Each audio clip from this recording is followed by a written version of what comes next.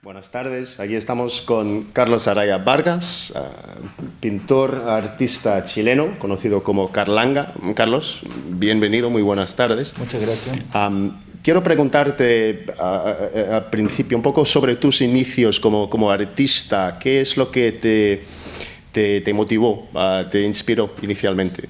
Mira, yo estuve en el colegio en Chile, en el Chile de los años 80, donde la expresión era muy difícil, o sea, no teníamos ninguna libertad de expresión, y yo ni siquiera conocía ni sabía que el arte podía existir y podía ser una profesión.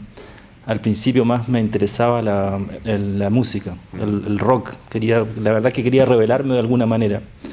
Y de repente, casi al final de mi escolaridad, descubrí que existía la escuela de arte y me di cuenta que en esa escuela, al entrar yo, existía mucha gente como yo, existía esa gente, que en Santiago en esa época no se veía, que era una época muy difícil.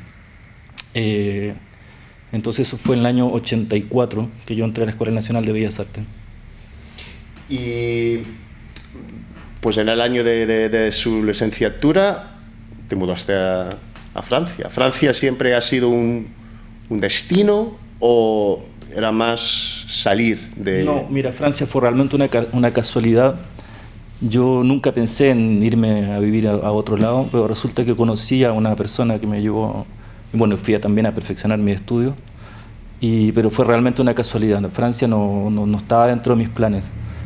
Pero al llegar a Francia me di cuenta que siendo artista era un lugar privilegiado, con un patrimonio cultural gigantesco, y eso terminó de formarme y me enriqueció el ojo. Saliste de Chile justo en el mismo año de la llegada del sistema democrático. Sí. Es algo que me interesa. ¿Cómo te sentías saliendo de...? Bueno, eso fue una casualidad bastante extraña, porque al llegar a Francia mucha gente pensaba que era un exiliado al revés, que me había ido cuando justo llegaba la democracia. Bueno, una broma un poco aparte, pero la verdad es que fue lo que pasó en los años 80, es que mucha gente que luchó de una u otra manera por la vuelta a la democracia, y que fue un poco la experiencia que tuvimos todos nosotros en la Escuela Nacional de Bellas Artes, que estuvo mezclada mucho con el rock también, se encontraron un poco en el aire. Después, cuando llegó la democracia a Chile, toda esa gente se encontró desplazada por otra gente que venía llegando, políticos, más bien del medio político, que aprovecharon de este momento, y toda la gente, los estudiantes, se encontraron un poco sin nada. A mí me pasó que yo tomé otro camino, me fui de Chile, pero fue realmente poco reflexionado, no fue algo muy pensado.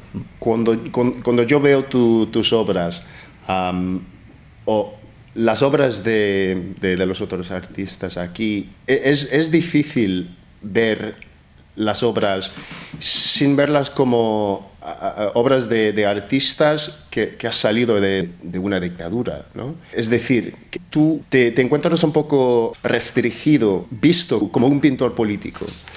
Mira, no, la verdad es que el ejemplo que hay en esta exposición es bastante heterogéneo. No hay solamente artistas políticos, lo que sí hay una buena representación de lo que se hacía en los años 80, o sea, desde los años 80 hasta acá. Yo la pintura que hago, personalmente, si hablamos de mí, no es pintura absolutamente política, pero siempre la política ha hecho parte de mis temas. Ahora, yo no soy un pintor militante, nunca lo he sido, y de hecho no creo que el arte tenga esa función. Yo creo que uno puede ser un poco un narrador de una época, pero cuando ya el arte pasa a ser un panfleto, uno pierde el interés que tiene de ser algo más universal.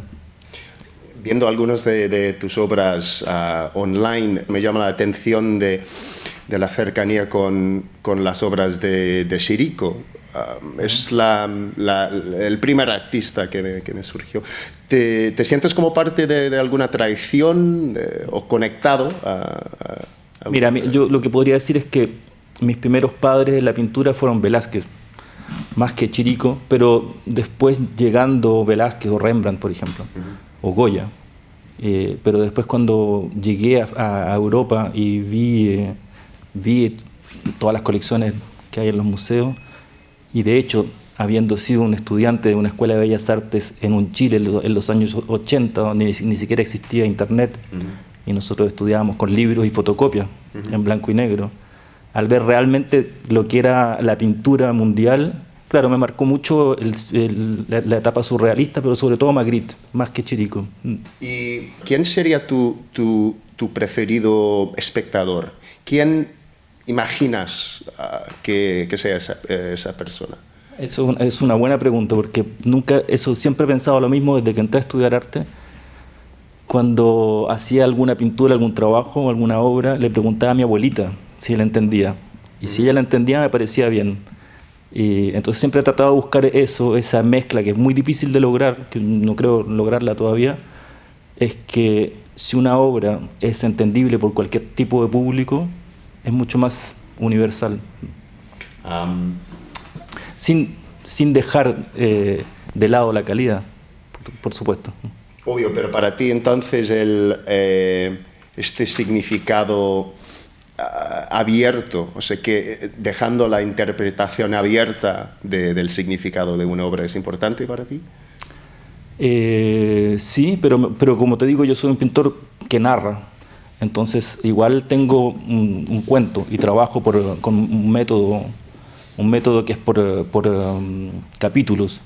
Entonces hay una narración que espero que sea comprendida, ¿no? Que no sea tan abierta tampoco, o sea, que no deje tanto divagar, sino que siempre ponte tú lo que presenté acá en el Cervantes en el 2011, que se llama Paisajes bucólicos, es una narración sobre las víctimas del mundo, y que me permitieron de desplazar un pequeño personaje que yo iba poniendo en diferentes paisajes del mundo, y lo que me permite narrar, primero que nada, el periplo de una víctima, segundo, pintar paisajes, que para mí es uno de los temas principales de la historia del arte, y hacerlo sin sentirme mal, dándome un poco de la libertad de poder pintar paisajes al final del siglo XX, principio del siglo XXI. Entonces, en ese sentido, igual yo dirijo un poco la lectura, no es tan abierto. Es interesante que hablas de lectura, de narración, de capítulos. Una pregunta que tengo. Cuando estuve en Valparaíso, la casa de Neruda, allí está la Sebastiana, ¿no? El hombre estaba rodeado de arte, de cosas visuales. Lo que quiero preguntar a ti es, como artista visual, ¿quiénes son los poetas, los escritores que te rodean en tu estudio, en tu casa? Bueno, desde El Quijote de la Mancha, que fue el primer libro que leí, yo creo, con gran emoción, hasta Drácula, de ¿Sí? Bram Stoker, claro. El de un loco irlandés, ¿no? Claro. Joyce, no sé, toda la literatura contemporánea latinoamericana y norteamericana, evidentemente los franceses también. No, tengo un gusto muy amplio en literatura, y de hecho el hecho de leer mucho, o sea, leo bastante, me ha hecho trabajar la pintura de una manera bastante literaria, que como trabajo de manera en capítulos, como si fuera escribiendo una novela, y cada parte de mi trabajo sea un capítulo que al final va a armar una cosa final, que es la novela final. De la estructura, Claro. de la producción de tus obras. De la producción, claro. Pues eso es muy interesante. Entonces, tú lo ves o debes ver entonces las obras de una forma diferente a nosotros, ¿no? Tú lo ves como... pues la has visto creciendo, Claro. evolucionando. Por ejemplo, yo no pinto un cuadro. Pues yo creo que ningún pintor pinta un cuadro. Uno en general construye una obra, y para construir una obra se necesita un trabajo metódico, que primero tiene una etapa que es de investigación, después una etapa de recopilación de imágenes, y después una etapa ya de trabajo manual. Pero un buen trabajo manual es un trabajo que se hace con la mente, no con las manos. Otra cosa que me acordaba mucho de Chile fue la calidad y la presencia de arte en la calle, de graffiti, Sí. en Valparaíso sobre todo, en Santiago también. ¿Cómo ves este mundo de graffiti? ¿Lo ves como arte legítimo, como expresión? Absolutamente, absolutamente. Y en Latinoamérica, y sobre todo en Chile, siempre ha sido una gran tradición. O sea, se puede hablar de las brigadas que habían en los años 60, 70 en Chile, que son precursoras del arte, del street art ahora en el mundo entero. La brigada Ramona Parra, que fue una brigada que durante el tiempo de Allende llenó las calles de Santiago de pintura, y después se convirtió en una brigada clandestina durante todo el tiempo de Pinochet. Y otra cosa, que durante todo el tiempo de la dictadura los muros en Chile hablaban por todos lados, ¿no? Y todavía ahora hay una gran tradición de pintura mural, como acá, de hecho.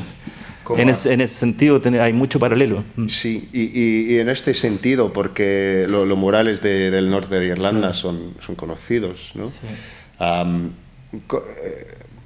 ¿Cómo ves esa frontera, el umbral entre el mundo político y el mundo artístico? ¿Es algo nebloso, algo definido o algo...? Bueno, como te decía recién, yo creo que un artista tiene que narrar, o sea, una de las funciones del artista es narrar o dar cuenta del estado del mundo en el que vive, o sea, y en ese sentido todo lo que uno hace es política, o sea, uno toma partido por una cosa o por otra, no, yo no creo en la neutralidad, yo sinceramente no. Y lo del arte en la calle, más y más fuerte, es arte online, arte que existe pero que no tiene presencia tangible, digamos.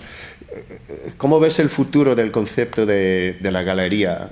Viviendo en un país y sobre todo en una ciudad que es más conocida por sus museos, por sus galerías. ¿Cómo ves el futuro de una galería? Bueno, eso es difícil decirlo. Yo creo que de todas maneras el arte contemporáneo va por muchos caminos. O sea, no necesita de galerías para ser mostrado, y con la llegada de Internet hace unos 20, 30 años, todo ha sido exponencial. O sea, el arte ha llegado a mucha más gente y en muchos más lugares. Yo creo que yo lo que hago es pintura, que es algo mucho más tradicional. Se necesita un muro por una pintura, se necesita un lugar para poder observarlo. Pero creo que el arte contemporáneo tiene muchas posibilidades, y eso es lo que tiene de alucinante, claro. Pero yo creo que las galerías siempre existirán. Ahora, la cosa comercial es otra cosa, o sea, no tiene nada que ver. Cuando hablamos de galería o museos, eso es lo interesante, que una galería nacional o un museo tiene una función de amplificación de una obra, hacer llegar esa obra encontrar el público para esa obra. Y el mercado del arte, que es muy fuerte, hay que decirlo, en Francia, claro. En Francia, Londres, los centros, claro, ¿no? de la venta. Tú lo ves como algo peligroso, debe ser algo peligroso para un artista verdadero, ¿no? Mira, a mí no me ha tocado, de hecho, o sea, yo no estoy inserto en ese medio comercial. Creo que es peligroso, sí, porque yo como observador del arte y de lo que se hace en una capital como París, creo que la burbuja es una burbuja, como la burbuja en España, como la burbuja... es lo mismo, se permite demasiadas cosas, y creo que hay mucho impostor en el arte, porque es muy fácil, no hay una muestra no hay un seguimiento ahora de una obra, de una construcción de una obra, sino hay una cosa muy de burbuja rápida que puede explotar en cualquier segundo. Ahora, yo creo que cuando uno ve a un artista, le ve la trayectoria y ve que ha trabajado, o sea, eso no miente. Pero el mercado ha hecho que muchos jóvenes, muy jóvenes, vendan muy caro, y en eso yo creo que hay una cierta mentira, pero eso se ve en todos ámbitos de la sociedad, es lo mismo, creo yo. Así que ves un futuro, aunque sea un futuro abierto, pero ves un... Yo creo que los artistas deben vivir de todas maneras, o sea, hay que buscar alguna manera de cómo financiar el arte. Ahora, el mercado internacional, lo que se ha visto en estos últimos 10 o 15 años, yo creo que es peligroso.